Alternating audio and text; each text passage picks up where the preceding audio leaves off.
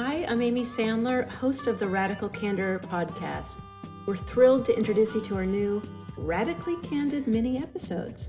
These bite-sized shows feature Kim giving radical candor tips. They're between 5 to 10 minutes long and will be released in between regular episodes. Enjoy it with a snack. Radical Candor is fast, it's free. The only thing it requires is enormous emotional discipline. So that's why it's so important to practice on a regular basis. So one of the things that is most important to keep in mind is being humble. You may be wrong about what you're saying to this person, and that's okay. You don't have to be perfect to give great feedback. The reason I call it candor and not truth or something like that is because to me, candor says, here's what I see. I'm curious about what you see, and let's figure out if we can get to the truth together.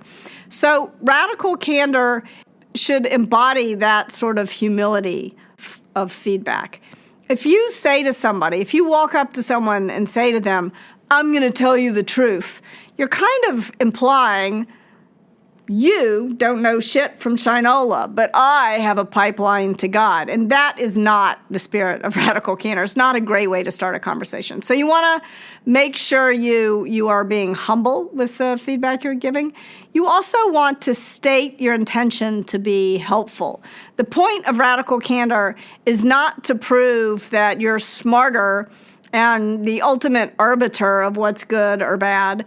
The point of radical candor is to help people, in the case of praise, know what to do more of, and help people, in the case of criticism, know what to do less of. So you want to make sure that you state your intention to be helpful. That will help open people up to the feedback that you have to give, both praise and criticism.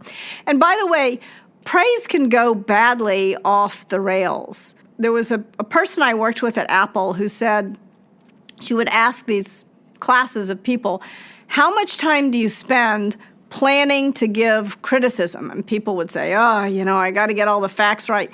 How much time do you spend making sure you get the facts right with praise? Nobody was spending any time. And the fact of the matter is, if you praise the wrong person for doing the work, you can throw them under the bus or deeply discourage them. So you want to make sure to get that right. Next, you want to offer both praise and criticism immediately. If the point is to let people know what to do more of or less of, why wait? Feedback has a really short half-life. You want to do it immediately. Don't let things pile up. You also want to do it in person. You want to make sure that you are looking the person in the eye whenever possible. Put your phone away, look the person in the eye, and have a real human conversation. Now, of course, there are times when we're on a remote team, and in those cases, there's a hierarchy of medium. I think that a video call maybe gives you 60%, 70% fidelity of an in-person meeting. And so use those whenever possible. A phone call, at least you get some communication. You can hear the tenor of the person's voice, but just don't offer feedback over some kind of tool or texting. You don't break up over text, and you certainly shouldn't give praise over text. I don't know if a marriage proposal is really praise, but I one time had somebody fax me a marriage proposal. I did not marry him, I'm happy to say. So you want to make sure you have these important communications in person. You also want to praise in public, usually. I mean, there are some people on your team for whom public praise is cruel and unusual punishment. So most importantly, you want to know your people. But the reason why public praise is so important is not just to pump up people's egos, but because then it scales. You get to show the whole team what success looks like, and you get more of it. And you also want to think about making sure that when you offer someone criticism, you do that in private.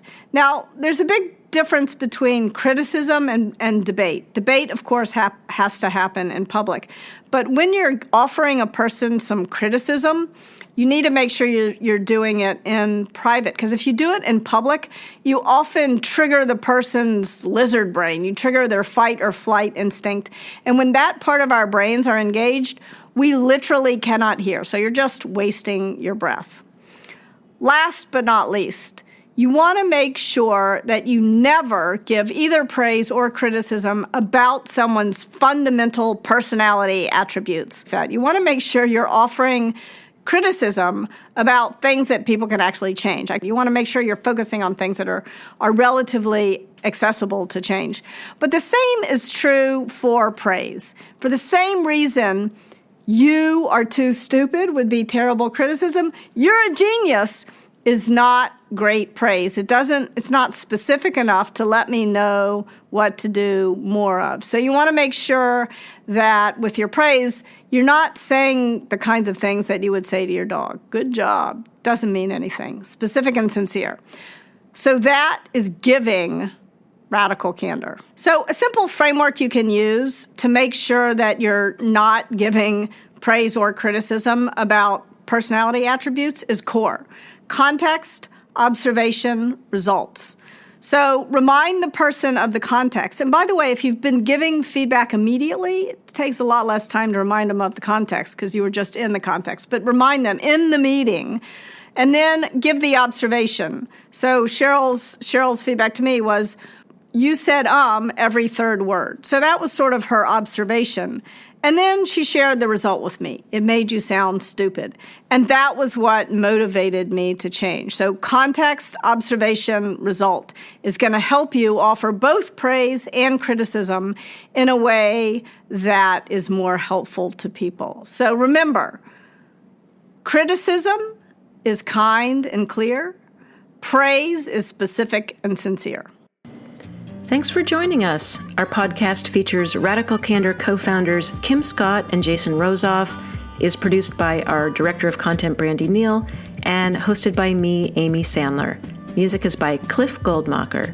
Go ahead and follow us on Twitter @Candor and find us online at radicalcandor.com.